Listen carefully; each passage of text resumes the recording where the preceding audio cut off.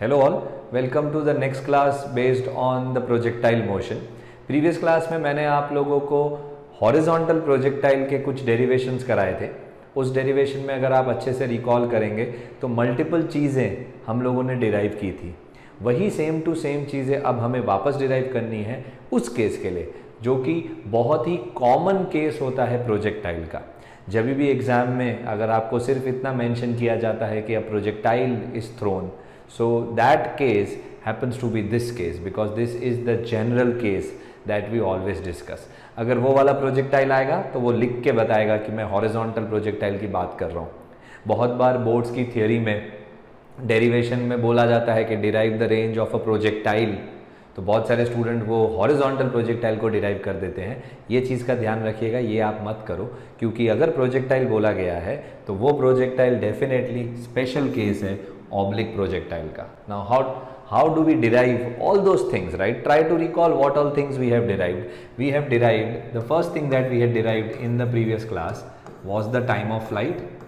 याद आ रहा है? Time of flight is the time taken for the motion to complete. That is the first thing that we had derived, जो हम इसमें भी derive करेंगे।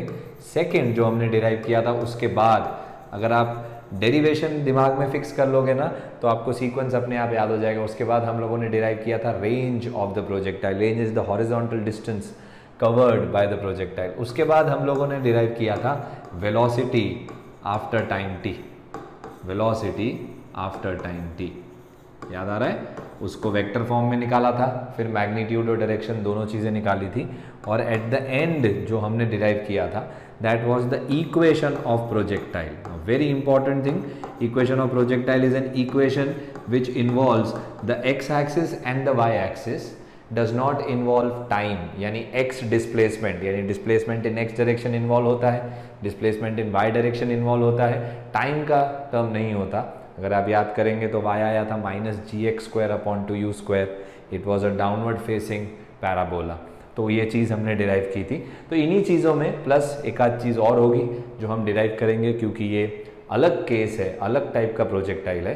तो आप लोग मेरे साथ हेडिंग लिख लीजिए, प्रोजेक्टाइल मोशन ऑब्लिक, और एक एक करके फिर से एनालाइज करने की ट्राई करते हैं। इस बार मैं एक्सपेक्ट करूँगा कि बहुत सारी चीज़ें आप खुद से सॉल्व कर पाओ, क्योंकि लास्ट वीडियो में आपको मैंने टेक्निक सिखा दी थी किस तरीके से डेरिवेशन किया जाता है। So this is the case of an oblique projectile. If you see very carefully then you are throwing a ball at a speed of u।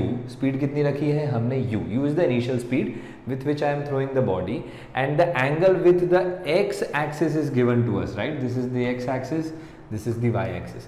So angle theta is given with the x axis. Now this becomes very important many times. Now once we will do all the derivations, many times what will happen, exam में वो आपको angle with y axis दे देगा, और जल्दबाजी में आप क्या कर बैठते हैं, वही फॉर्मूला लगा देते हैं जो हमने डिराइव किया है। इसलिए बहुत इंपॉर्टेंट है, ध्यान से देख लो कि जो एंगल हमको दिया गया है that is the angle with the x axis. So let us say I am throwing a body at a speed of 20 metre per second at an angle of let us say 30 degree with the horizontal. Horizontal के साथ 30 degree पे फेंका है, कुछ उस तरीके से angle और वैल्यू हमको यू की दी हुई है। Now comes a very important part कि इस थियोरी में हमें क्या क्या डिराइव करना है। तो आप देख रहे हो बॉल को ऐसे फेंका है, तो this is the path that the ball is going to take. इस तरीके से पाथ लेगा बॉल। अगर मैं बॉल के अलग अलग पॉइंट पे स्पीड के वेक्टर्स बनाऊं तो देखे कैसे बनेंगे। जब बॉल यहाँ कहीं पे पहुंचा होगा, इधर किधर पहुंचा होगा, तो उसकी स्पीड कुछ इस तरीके से होगी। लेट मी से इट इज़ v1, मैं v1 बोल देता हूँ उसको। जब टॉप पे पहुंचेगा एकदम ये वाले टॉप पे, तब इसकी स्पीड ऐसी होगी हॉरिजॉन्टल v2। अब याद करो स्पीड कैसे निकालते हैं, हमेशा टेंजेंट बना के। वेलोसिटी का डायरेक्शन कैसे निकलता है, टेंजेंट बना के। जब यहाँ पे पहुंचेगा बॉल वापस, तब उसकी स्पीड कैसी होगी, तो कुछ इस तरफ होगी। मैं टकराने से जस्ट पहले की बात कर रहा हूँ। बहुत लोगों को लगता है कि सर टकराने के बाद तो बॉडी रुक जाएगी, तो बात एकदम सही है, रुक तो जाएगी, लेकिन टकराने से जस्ट पहले तक का एनालिसिस हम करते हैं तो वहाँ पे हमने मान लिया स्पीड जो है वो v' है। Now one thing that you have studied before, I'll just like to tell you that once and then you will start with derivation. If you remember 1D में मैंने आपको बताया था ऐसे बॉल को जब ऊपर फेंकते हैं, बॉल जब नीचे वापस हाथ में आता है, तो आपने बॉल को अगर U से ऊपर फेंका था तो अभी नीचे आने के टाइम वो भी U से आएगा। सिमिलर लॉजिक यहाँ पे भी लगता है। जब आप बॉल को U से ऐसे फेंका आपने, यहाँ पे जो स्पीड है वो डेफिनेटली वापस U होनी चाहिए। It is the same thing, right? Try to look at this motion not with point of view of a plane. Try to look it from the side. अगर मैं साइड से जाके motion को देखूंगा, emotion ऐसा हो रहा है, साइड से देखूंगा तो मुझे मोशन ऐसा दिखेगा. So it is absolutely same, right? ऐसा मोशन यानी वही हो गया, एक बॉल को ऊपर फेंका, बॉल नीचे आ रहा है. वाई एक्सिस के मोशन को अज्यूम करो, कैसा लगेगा? ऐसे ऊपर जा रहा है फिर नीचे आ रहा है ना. ये तो एक्स एक्सिस पे मोशन कर लिया. सिर्फ वाई का सोचो तो ऊपर नीचे. एक्स एक्सिस का मोशन कैसा है? एक्स एक्सिस का मोशन सीधा, यहाँ से लेके बॉल यहाँ पे चला गया, right? At any point wherever you see the body is also moving in X direction, body is also moving in Y direction. Separate the two direction. So you see a motion in x-axis going straight, whereas in y-axis when you see the motion, y-axis का motion देखना है तो side से देखो, तो see the motion like this. x-axis का motion देखना है तो ऊपर से देखो, तो देखो ऐसे जा रहा है, ऊपर से देखोगे तो सीधा दिखेगा आपको. So x-axis motion is horizontal, y-axis motion is just like motion under gravity that you have studied. Once you will solve, you get an idea. Also the angles need to match. तो जब आपका फेंकने के time पे horizontal के साथ angle theta था, तो डेफिनेटली जब जमीन पे आएगा तो वापस से ये एंगल थीटा बन जाएगा, right? This is something that is very obvious that I have taught you before also. जो मैंने आपको पहले बताया था, जैसा फेंका वैसे नीचे वापस आया, उसी तरीके से ये वाली प्रॉपर्टी भी मैच करेगी. This is something that we all will keep in mind. Now let us start the derivation. Now in this derivation what we are going to derive, I will write down once. So we will derive TF, that is the time of flight. ठीक है, सबके logic याद करेंगे, कैसे निकालेंगे? We will derive R, that is range. In this case we will derive an extra quantity which I will call it as Hmax, right? I can call it as Hmax. Many books will write it as capital H, one and the same thing. Capital H or Hmax is the maximum height attained by the projectile. ठीक है, सब बना के दिखाता हूँ, फिर मैं निकालूंगा velocity. ठीक है, velocity, and then at the end I hope you remember very famous equation of projectile, and these are going to be very important derivation from your examination point of view, and in JEE NEET a very common type of question, right? Now what is Hmax? I hope you understand. This is Hmax, this is Hmax. Fine. What is range? So I hope that is also very obvious to you. This is the range, right? This is range, this is Hmax. तो ये निकालने का हम try करेंगे. तो पहले जैसे कि मैं हमेशा आपको बताता हूँ मेरे लिए एनालिसिस कैसे होता है, तो मैं हमेशा दो एक्सिस पे काम करता हूँ. तो यहाँ पे मैं लिख देता हूँ एक्स एक्सिस के लिए, और यहाँ पे मैं लिख देता हूँ वाई एक्सिस के लिए, और उस साइड एंड में हम करेंगे समराइज. आप पूरे फ्लो में लिखते जाइएगा. अब एक्स एक्सिस के कंपोनेंट्स निकाल के पहले लिख दो, वाई एक्सिस के कंपोनेंट्स लिख दो. जैसे देखो मैं लिखता हूँ ux कितना है. ux यानी what is the initial speed in x direction. Try to see. So this is u with the angle component is ux. Can you see? With the angle component this will be ux. Sorry, this will be ux. So ux is how much? So ux is u cos theta. Ux is how much? U cos theta. What is ui? So this is ui. This component is ui. So what is ui? So ui is against the angle component. So ui is u sin theta. See very carefully, it is positive y because it is pointing upwards. This is positive y because this is pointing rightwards. ठीक है, तो ये हो गया ux, ये हो गया ui. बहुत सिंपल है. उसके बाद what is ax? Now try to see how is acceleration acting here. So there is only one type of acceleration, which is acceleration due to gravity, which is acting in downward direction. तो ये vector क्या है? y axis का vector है. इसका x component है क्या? बिल्कुल नहीं है, क्योंकि पूरा का पूरा वेक्टर तो y एक्सिस पे है. इसलिए ax कितना हो गया? 0. Very important. और ay कितना हो गया? तो क्योंकि acceleration is acting in downward direction, I will have to write ay is equal to -g. Is it clear? आप लोग बहुत अच्छे से नोट करना जो मैं लिखवाता जा रहा हूँ. Next comes what is sx. sx यानी displacement in x direction, I will denote with the term x. Okay. And what is sy? Sy is the displacement in y direction. I am going to denote it as y.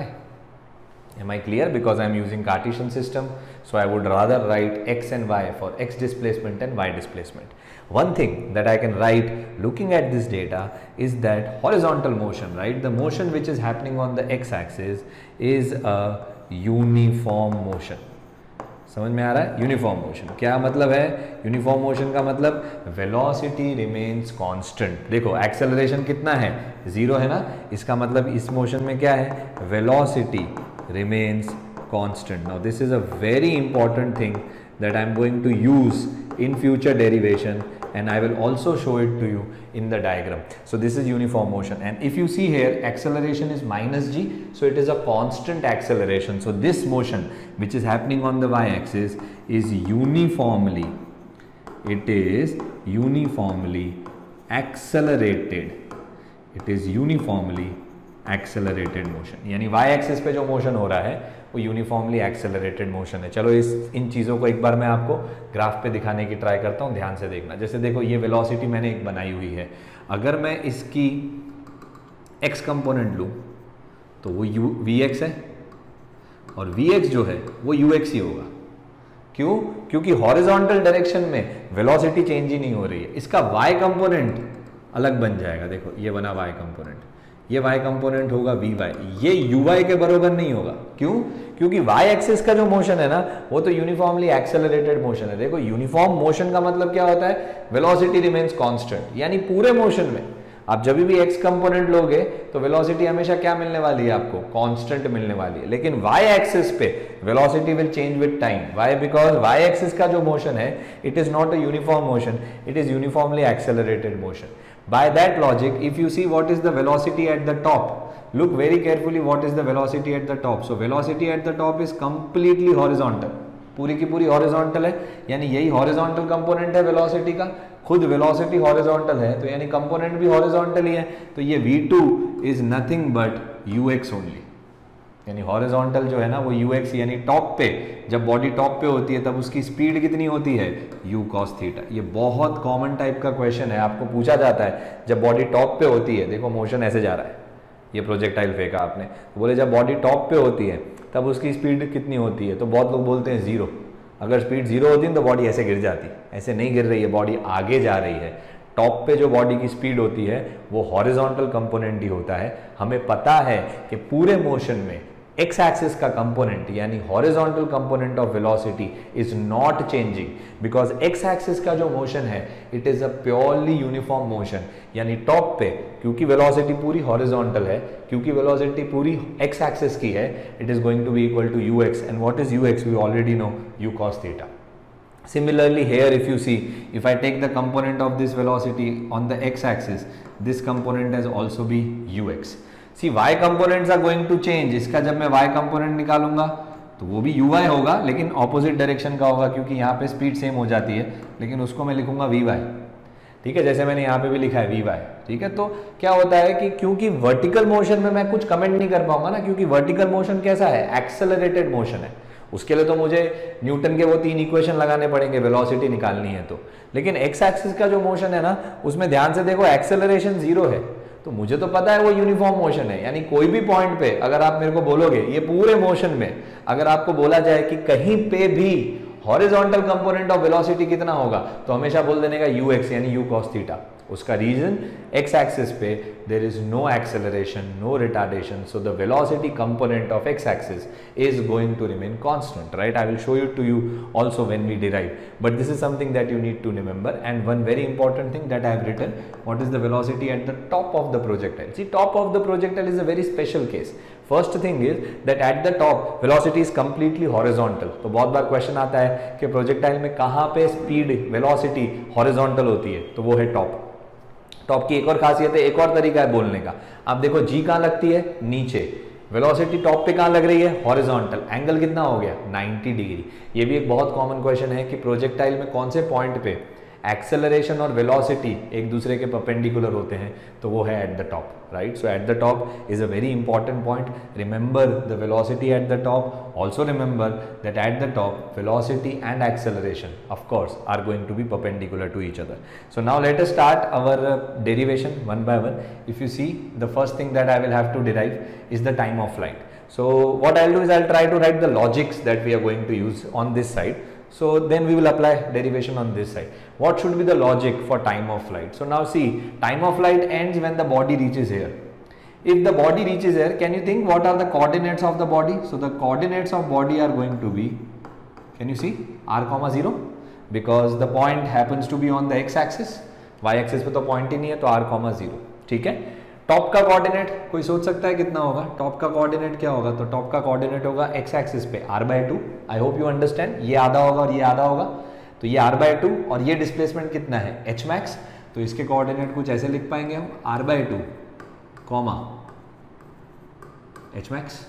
This is the coordinate of the point eight the top, this is the coordinate of the point at the bottom when the body reaches, when the motion is ending, right? So this is the point r comma 0. Now see very carefully, what is the displacement of the body on x axis? So see, this is the initial position, this is the final position. You know, displacement does not see the path traveled, it only sees what is the initial and final. So if you see initial position of the body, x coordinate was 0, x coordinate was 0, final x coordinate is r. So what is the displacement in x direction? Displacement in x direction is r. So I don't know what is r. So I cannot take this displacement is equal to r. Look at the displacement in y direction. Y direction का displacement देखो तो initially body के coordinates क्या थे? 0,0. Finally body के coordinates कितने हैं? r, 0. Y axis का displacement देखो, final coordinate भी y axis का 0 है, इनिशियल कोऑर्डिनेट भी y एक्सिस का 0 है। इसका मतलब y एक्सिस के मोशन में बॉडी वापस ओरिजिन पे आ गई है, y के ओरिजिन पे आ गई। देखो आप जब मोशन को साइड से देखोगे, यहां से देखो ऐसे, तो आपको मोशन ऐसा दिख रहा है, उसको आप सोचो ऐसा हुआ मोशन, यानी जब स्टार्ट हुआ तब y कोऑर्डिनेट कितना था? 0। जब एंड हुआ तभी भी y कोऑर्डिनेट कितना है? 0। तो डिस्प्लेसमेंट y एक्सिस पे कितनी हुई? 0। यानी बॉडी की मेन डिस्प्लेसमेंट कौन से एक्सिस पे हो गई है? एक्स एक्सिस पे। y एक्सिस पे डिस्प्लेसमेंट ही नहीं है, तो मैं लिखूंगा when y इक्वल टू 0, यानी जब डिस्प्लेसमेंट जो है वो 0 हो जाएगी। देखो फिर से समझाता हूं, यहाँ पे बॉडी की डिस्प्लेसमेंट इनिशियली 0 थी, फिर ये सोचो जब बॉडी टॉप पे पहुंचती है तो y एक्सिस का डिस्प्लेसमेंट कितना होता है? h max। लेकिन यहाँ पे नहीं रुक रहे हम, बॉडी आगे जा रही है, यहाँ पे आ गई। यहाँ पे आने के बाद y एक्सिस का डिस्प्लेसमेंट कितना है? तो देखो पहले भी इतने पे ही थी, अभी भी इतने पे ही है, तो y एक्सिस का डिस्प्लेसमेंट तो 0 है। जो डिस्प्लेसमेंट हुआ है वो कौन सा डायरेक्शन में हुआ है? x एक्सिस पे। तो y एक्सिस का जब डिस्प्लेसमेंट वापस से, यानी सेकेंड टाइम जब 0 होगा, क्योंकि पहली बार तो यहाँ पे 0 था ही, वापस से जब 0 हुआ, ये ना देखो, इसका मतलब क्या है? मोशन हैज एंडेड, इसका मतलब that time is going to be the time of flight. This is the logic that I am going to apply in order to find out the time of flight. So I come to know that I'll have to use, I can also write one more thing, and I think you will agree that when x is equal to r, time is also equal to time of flight. ये भी बात सही है ना, मैं तो ये भी मानता हूँ, ये भी सही है। जब x r हो जाएगा, यानी x रेंज के बराबर हो जाएगा, मोशन खत्म हो गया, ये भी बात सही है। बट ये इक्वेशन लगाऊंगा तो मुझे r की रेंज, r की वैल्यू तो पता होनी चाहिए, हमें तो वही नहीं पता। पहले इक्वेशन का बेनिफिट क्या है? y 0 है, 0 तो नंबर अच्छा है, हम यूज कर सकते हैं। तो मैं क्या करूंगा? y एक्सिस के पार्ट से डेरिवेशन स्टार्ट करूंगा। तो y एक्सिस में मैं इक्वेशन लिखूंगा y is equal to u/t plus half a/t²। अब जो जो कंडीशन लिखी है वो डाल देते हैं। y को 0 डालना है तो 0 डाला, uy कितना है? तो uy है u sin थीटा, t को कितना डालेंगे? तो tf डालेंगे, प्लस हाफ ay कितना है? -g, और ये हो गया tf का स्क्वायर। ठीक है, I think you can easily solve from here. tf will get common, so tf will be common, bracket में बचेगा, यहाँ बचेगा u sin theta minus g tf/2 minus g tf/2 equal to 0। समझ में आ रहा है? इक्वेशन ध्यान से देख लो, इसको मैं सॉल्व करूंगा तो tf की दो वैल्यू आएगी, एक तो tf खुद 0 आएगा और tf आएगा, जब मैं इसको इक्वल टू 0 करूंगा तो tf आएगा 2u sin theta by g। This is going to be our equation. Very important formula, tf is equal to 2u sin theta by g, that is the formula. Please note down the derivation very nicely. एक बार tf 0 आया, इसका मतलब वो बात भी सही है, tf 0 क्यों आया? क्योंकि जब टाइम 0 था तभी भी डिस्प्लेसमेंट 0 थी। देखो बॉडी ओरिजिन पे थी, तो वो वाला टाइम तो हमको पता है, उस टाइम पे तो मोशन स्टार्ट हुआ है, मोशन स्टार्ट हो गया, बॉडी ऊपर जाने लगी, y की डिस्प्लेसमेंट बढ़ने लगी, फिर बॉडी जब नीचे आने लगी y की डिस्प्लेसमेंट फिर कम होने लगी। जैसे ही बॉडी जमीन पे पहुंची y की डिस्प्लेसमेंट कितनी हो गई? 0। तो सेकेंड टाइम वाला जो टाइम है वो हमारा टाइम ऑफ फ्लाइट है। सो दिस, इसके यहाँ पे आप लिख देना not possible, because time of flight has to be other than 0, greater than 0. So the answer is 2u sine theta by g. So the formula that you will use when you get such a case wherein you are asked what is the time of flight, apply the formula 2u sine theta by g. U is the speed of the body, theta is the angle with the x-axis, right? Now we'll move further and I will try to derive using that second logic range. तो range के लिए क्या होगा, तो range के लिए अब मैं x पे आता हूं, मैं क्या लिखूंगा, जब x r हो जाएगा तब मोशन खत्म. देखो ऐसे बात करते हैं, मोशन खत्म यानी टाइम कितना हो गया, टाइम ऑफ फ्लाइट, मोशन खत्म. टाइम अगर tf/2 बोलता हूं तो आधा मोशन, बॉडी टॉप पे पहुंची है, राइट. तो इस तरीके से लॉजिक लगाना स्टार्ट करो. तो x is equal to r, t is equal to t f. तो I am going to use this formula, x is equal to u x t plus half a x t square. X is equal to u x t plus half a x t square. ध्यान से note कर लेना, ये हो गया. Values put कर देते हैं. तो x की जगह क्या पुट करना है, r. यू एक्स कितना है तो आप देख लीजिएगा, u cos थीटा. t को कितना लिखा है, टी एफ. ए एक्स कितना है, 0, तो पीछे वाला टर्म तो गया. ये बन गया आपका रेंज का पहला formula, r is equal to U cos theta into the time of flight. So if you know the time of flight, you can directly use this formula. In case if you don't know the time of flight, I will substitute the formula and try to further simplify. Here I would want your knowledge of trigonometry. Basic maths पढ़ा होगा, उसमें trigonometry में ये formula पढ़ा होगा. तो ये formula बनता है, ध्यान से देखो, तो range का formula बन जाता है u square. Now try to see this. This is 2 sin theta cos theta. If you remember the identity of multiple angles, so that identity is of sin 2 theta. So sin 2 theta is 2 sin theta cos theta. तो जिनको भी box बनाया है उनको मैं एक साथ लिख देता हूँ, sin 2 theta अपॉन में g. So this happens to be the formula for range. So this is formula number 2. This is formula number 1. I hope you are clear. See very carefully, this is the formula for range. Range is nothing but u square sin 2 theta by g. So these are basic things that you need to know. Of course there are so many things that I am going to take up in the next lecture where I am going to show other things also, but this is the first basic thing, the derivation. So see very carefully, it is u square sin 2 theta by g. Okay, so I have got the range, I have got the time of flight, I have derived two things.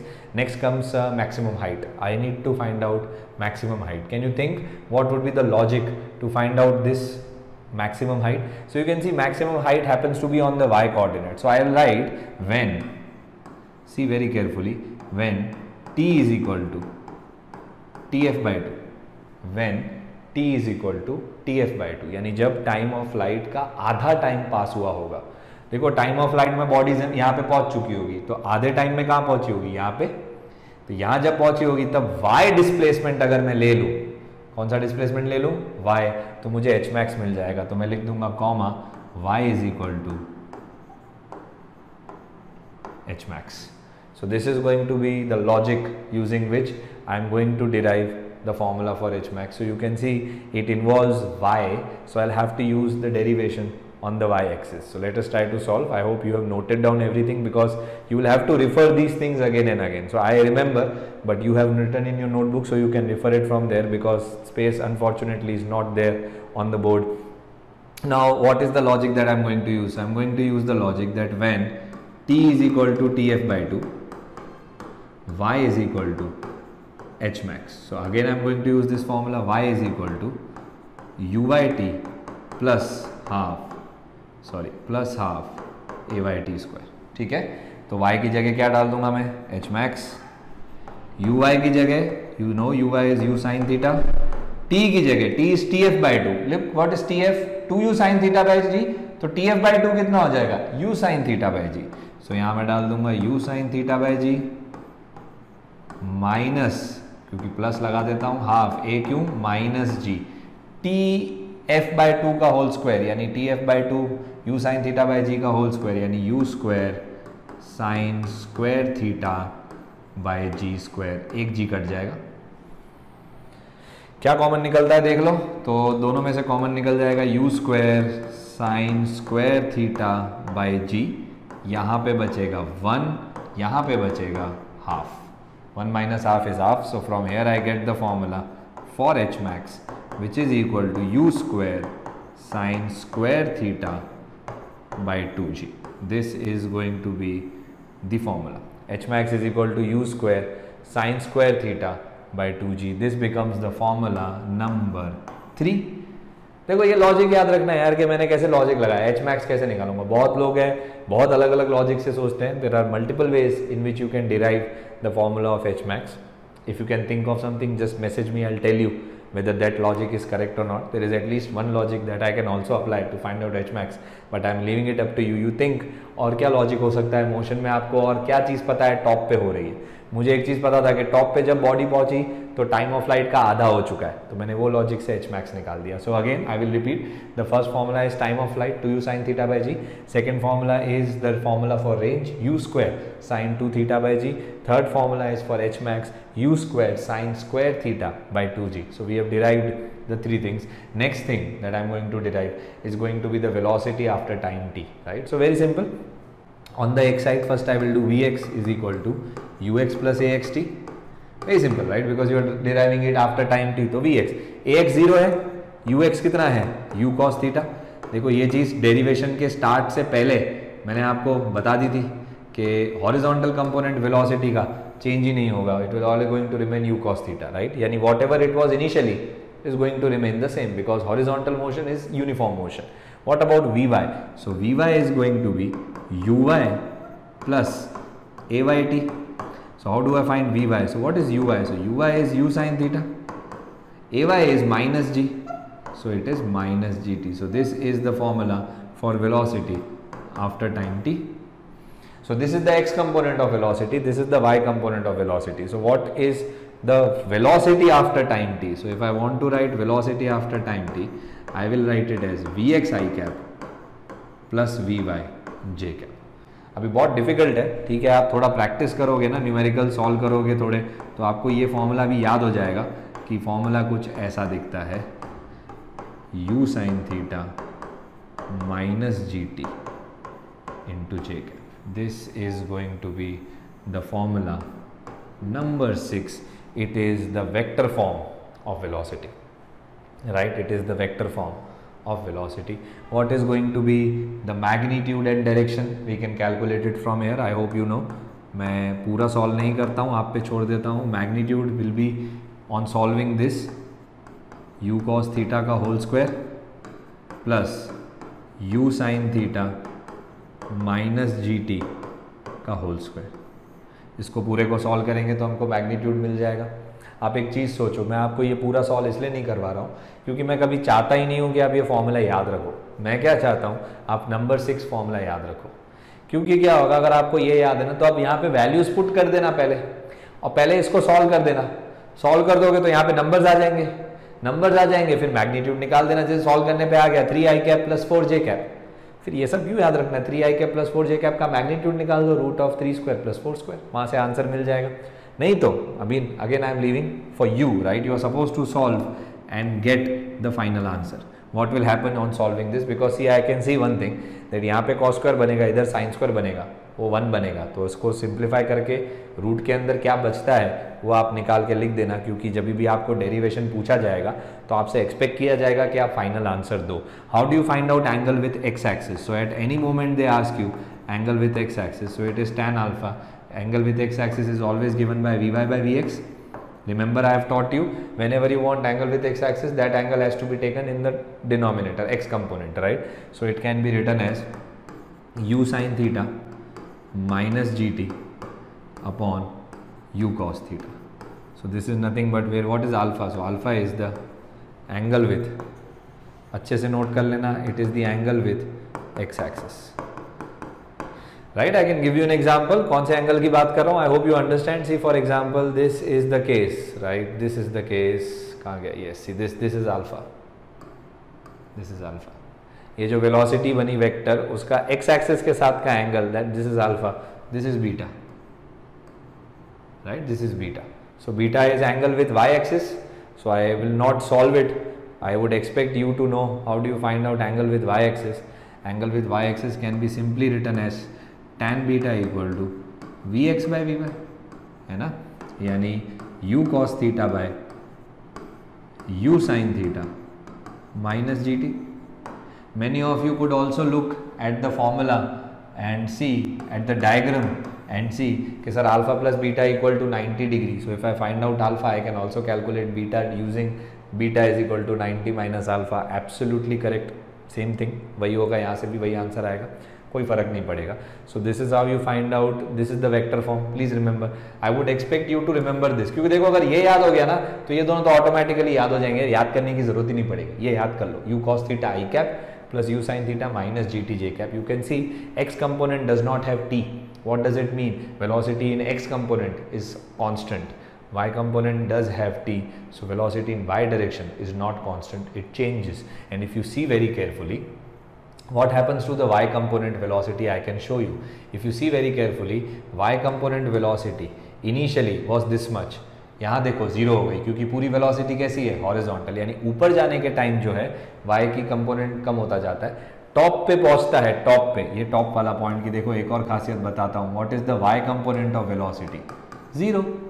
Sir आपने y component of velocity को zero कैसे लिखा? अरे obvious नहीं है यार, पूरी velocity horizontal हो गई तो वर्टिकल कंपोनेंट कितना होता है हॉरिजॉन्टल का? जीरो. तो वर्टिकल कंपोनेंट ही नहीं है, यानी टॉप पे y एक्सिस वाले कंपोनेंट की वेलोसिटी कितनी हो जाती है? जीरो. इनिशियली जब निकला था तब uy था, ऊपर जाते जाते जाते वर्टिकल कंपोनेंट कितना होता गया? जीरो. यानी टॉप पे जब पहुंचा तो स्पीड जीरो हो गई. फिर नीचे आने के टाइम वर्टिकल कंपोनेंट जो है वो बढ़ता जाता है, तो नीचे आते आते वापस से जो वर्टिकल कंपोनेंट ऑफ वेलोसिटी है वो बढ़ती जाती है. एकदम फ्री फॉल, सॉरी, नीचे से बॉल को ऊपर फेंकने जैसा है. वर्टिकल में क्या होता है, पूरा वर्टिकली फेंको तो आपको पता चल जाएगा सर ऊपर जाते जाते स्पीड कम होती है, टॉप पे जीरो हो जाती है, फिर नीचे आते आते वापस से स्पीड बढ़ती जाती है. ये सेम लॉजिक आपको लगाने का वर्टिकल कंपोनेंट ऑफ वेलोसिटी के लिए, पूरे पे नहीं लगा देना. पूरे में तो x और y दो कंपोनेंट है, x का तो मैंने आपको बता दिया यूनिफॉर्म मोशन हर बार सेम रहेगी u cos थीटा. वर्टिकल के लिए लगा सकते हो कि सर जब नीचे से फेंका होगा तो नीचे वर्टिकल कंपोनेंट मैक्सिमम होगा, ऊपर जाते जाते वर्टिकल कंपोनेंट ऑफ वेलोसिटी कम होता जाता है, टॉप पे vertical component of velocity zero हो जाता है, फिर नीचे आने के टाइम पे वर्टिकल कंपोनेंट ऑफ वेलोसिटी जो फिर से बढ़ने लगता है, और जब फाइनली ग्राउंड पे पहुंच जाता है तो वर्टिकल कंपोनेंट ऑफ वेलोसिटी का मैग्नीट्यूड उतना ही हो जाता है जितने स्पीड से आपने उसको पहले फेंका था. सो this is formula number 6 that I would like you to remember. Formula number 5 and formula number 4 not that much important because formula number 6 contains both of them. So I have derived 4 things with you. I have derived time of flight 2u sin theta by g. I have derived the formula for range u square sin 2 theta by g. I have derived the formula for h max with you u square sin square theta by g.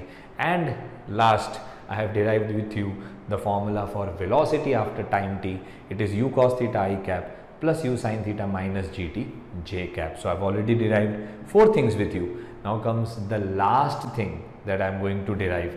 Going to derive it on a separate slide. I hope you have noted down all these things, right? All these things you have noted down. Let us try to derive the next thing, that is going to be equation of projectile. Right, हम सब ने बहुत बार देखा है equation of projectile में कि किस तरीके से y और x के इक्वेशन को हम डिराइव करेंगे और t को एलिमिनेट करके एक इक्वेशन बनाएंगे जिसको हम बोलते हैं equation of projectile. So let's start. Think about this.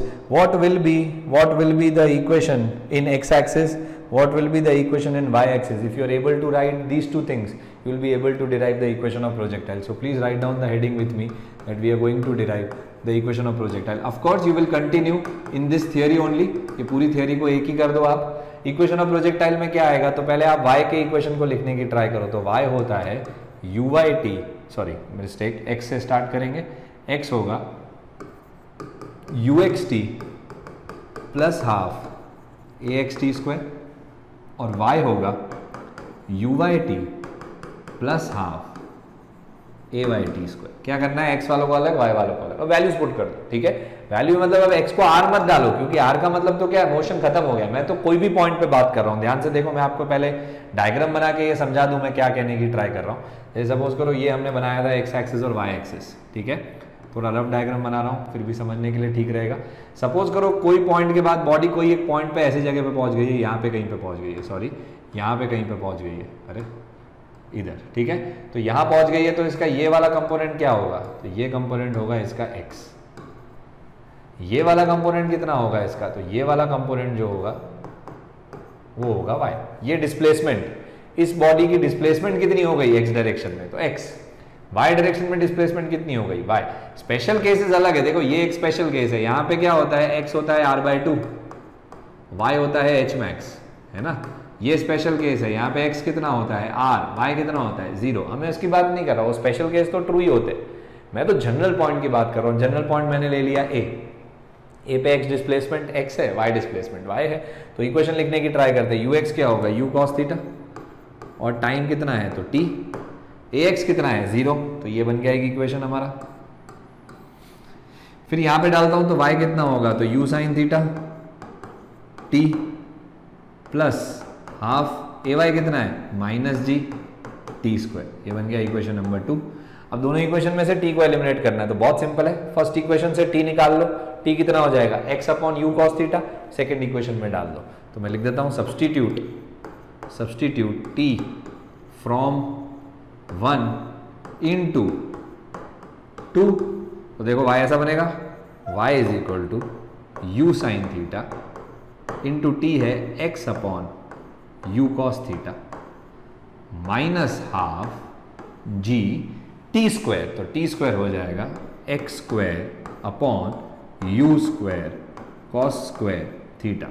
बहुत लोग जब मेरे साथ ये डिराइव करते हैं ना, उनको लगता है कि सर कुछ गलत जा रहा है क्योंकि बहुत डेंजरस बन रहा है, बट अनफॉर्चुनेटली वो डेंजरस इक्वेशन ही है ये, वो उसके जैसा इजी नहीं है। y is equal to minus G X square upon 2u square हो गया, काम इजी हो गया, वैसा नहीं है, थोड़ा डिफिकल्ट है, याद रखना।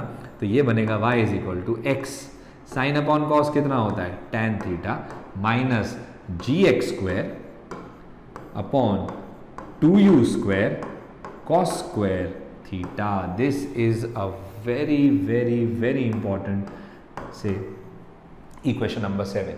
This is a very important equation. This equation is known as the equation of projectile, because you can see the equation involves y and x, does not involve t. This is the equation of projectile. If you see very carefully, this form represents y is equal to ax minus bx square, दिख रहा है, ये a ले लो, ये वाले constants को b ले लो, तो कुछ फॉर्म ऐसा बन रहा है। This is nothing but a downward looking, this equation represents a downward looking parabola. Maths वाले तो इस इक्वेशन को आगे पढ़ने वाले हैं कॉनिक्स चैप्टर में, बायो वाले याद रख लो, ये डाउनवर्ड लुकिंग पैराबोला है, बहुत सिंपल है याद रखना यार। देखो एक्स स्क्वायर आ गया माइनस के साथ, तो डाउनवर्ड लुकिंग पैराबोला, और आपको पता है कि ग्राफ भी दिख रहा है आपको, देखो पाथ कैसा है, डाउनवर्ड लुकिंग पैराबोला है ना। अगर बॉडी ऐसे जाई होती तो यहाँ पे प्लस आता, यहाँ पे प्लस आता, अगर यहाँ प्लस आता तो अपवर्ड लुकिंग पैराबोला, यहाँ माइनस आया यानी downward looking parabola. Obviously the motion of the ball is exactly like a parabola, that is why this equation proves that the motion of a projectile is a parabola. So this is very important, बहुत बार आता है कि derive करके prove करो कि motion जो है वो पैराबोलिक है, तो कुछ इस तरीके से आपको प्रूफ दिखाना पड़ेगा, right. So I hope you are clear about the derivation. So very quickly let us try to summarise all the formulas. Keep these formulas in your mind because they are going to be very helpful. The first formula was that of TF. जल्दी से लिख लेता हूँ, आप भी एक बार summary में लिख दो, 2u sin theta by G. Second formula जो हमने डिराइव किया वो था रेंज का, रेंज थी या तो आपको याद रखना है तो u cos theta into T F if you are given the time of flight. If you are not given the time of flight, then I had given you the derived form u square sin 2 theta by g. That is the second formula, the formula for range. Then came the formula for h max. h max का formula क्या है, तो h max के लिए आपने formula पढ़ा u square sin square theta by 2g. ठीक है, this is the third formula. Next formula that we derived was the velocity after time t. I will not write the formula for magnitude and direction because I think you can easily derive, you can easily understand it once you know the basic formula. So it was u cos theta I cap plus u sin theta, u sin theta minus gt j cap. This is the formula for velocity. And then last but not the least, the equation of projectile, which is equal to y is equal to x tan theta minus gx square अपॉन 2u square cos square theta. ठीक है, so these are some of the very important things 5 very important formula that I derived with you. All these 5 things I derived with you, right? Now we are going to end this class, but what I want you to know is that until unless you don't know these 5 formulas, you cannot move further. Because please keep this thing in mind. See, in boards, of course, you are going to get direct application of these formulas, so it is going to be easy, absolutely. But in JEE NEET and in some of the HOTS question of boards, the theory is not going to be as replicated to the numericals. So we'll have to learn something which we know as the special cases, right? Important points. और वो सब important points मैं इन formula से और diagram से आपको derive करवाऊंगा next class के अंदर. बट वो क्लास में वो वाले वीडियो को आप तब समझ पाओगे जब आपको ये फॉर्मूलाज बाय हार्ट होंगे. जैसे मुझे हैं, आप मेरे को फॉर्मूला पूछ लो मुझे याद है, आप मेरे से डेरिवेशन पूछ लो मुझे याद है. So before you move on to the next video, right, and please keep this thing in mind that by knowing these 5 things you cannot solve all questions, but without knowing these 5 things you cannot move ahead. तो it is very important, but don't think कि अगर ये 5 चीजें आ गई ना तो मेरे को प्रोजेक्टाइल पूरा आ गया. बिल्कुल प्रोजेक्टाइल नहीं आया है, क्योंकि अभी मैं आपको इतने सारे स्पेशल केसेस पढ़ाऊंगा, इतनी इंपॉर्टेंट पॉइंट्स पढ़ाऊंगा. 10 या 12 तो इंपॉर्टेंट पॉइंट्स है, वो सब आपको याद रखनी है यार, तब जाके हम क्वेश्चंस पे मूव कर पाएंगे. So I hope you are clear with both the things, all the things that I have taught to you. जितना भी मैंने आपको पढ़ाया, I hope it is clear. These derivations were the first part and then what I took was the derivation for equation of projectile. In case if you get any doubt in anything that I have taught to you, please get back to me and I'll try to help you out. Thank you.